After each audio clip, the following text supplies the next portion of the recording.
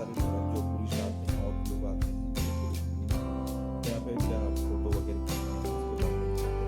और ऐसा बैठने की व्यवस्था है सामने आपको ये बैठने की। उसके बाद में इस उद्यान में गुलाब की कम से कम बता सकता हूँ कि बहुत सारी वेराइटी यहाँ पे जो पौधे लगाए हैं और फूल भी बहुत अच्छे हैं। तो ये देख रहा हूँ कि आप सामने पूरी हरियाली है इस साइड और इस साइड में इस साइड पे और मैंने आपको कुछ देर पहले बताया कि इसमें पेड़ बहुत अच्छे हैं। तो यहीं से अब ये गार्डन खत्म हो गया है। तो गार्डन खत्म होने के बाद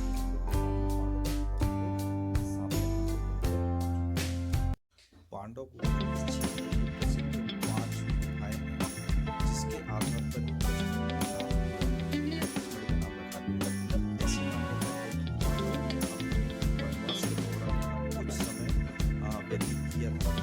यह गुफाएं सामान्य विन्यास कुछ में स्तंभयुक्त बरामदे बने हुए कुछ गुफा नंबर 2 के सामने वाले भाग में साधारण चैतन्य कक्ष आदि देखा जा सकता है। गुफा क्रमांक 3 का प्रवेश द्वार शाखाओं से अलग है, जिसके निचले भाग में लघुदेव आकृतियां बनी हैं।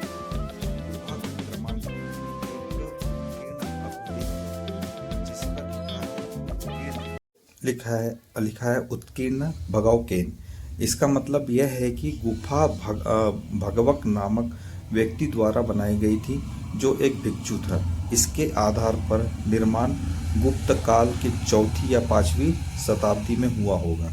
इसी आधार पर यह गुफाएं बौद्ध धर्म से संबंधित हो सकती है, ऐसा माना जाता है। तो ये पांडव गुफा था और पांडव गुफा के बारे में मैंने आपको बताया कि पांडव गुफा इसका नाम कैसे पांडव गुफा पड़ा और पचमढ़ी, फिर उस पचमढ़ी को पचमढ़ी नाम दिया गया पांडव गुफा के बाद में। तो यानी इसी 5 गुफाओं के आधार पर क्या है, ये पचमढ़ी शहर का नाम जो पचमढ़ी है, पचमढ़ी का नाम इन्हीं गुफाओं के आधार पर रखा गया है। आप यहाँ ऊपर हम लोग आ गए हैं पांडव गुफा के ऊपर। आप देख रहे होंगे कितने बहुत शांत वातावरण है, हवा तेज है। उसके साथ साथ में क्या है, पूरी प्रकृति एकदम हरा, यानी पूरे सभी तो चारों तरफ हरियाली ही हरियाली दिखाए। और कुछ टूरिस्ट दिख रहे होंगे यहाँ पे जो घूमने आए हुए हैं। वो सामने सबसे ऊपर वाला भाग है इसका। तो यहाँ पर हूँ मैं अभी खड़ा और यहाँ से आप देख रहे होंगे नीचे चारों तरफ दूर दूर तक वहाँ पहाड़ियाँ ही पहाड़ियाँ दिख रही है आप लोगों को। और सामने भी देख रहे होंगे पेड़ है। ये गार्डन है, जो सामने का ही गार्डन है।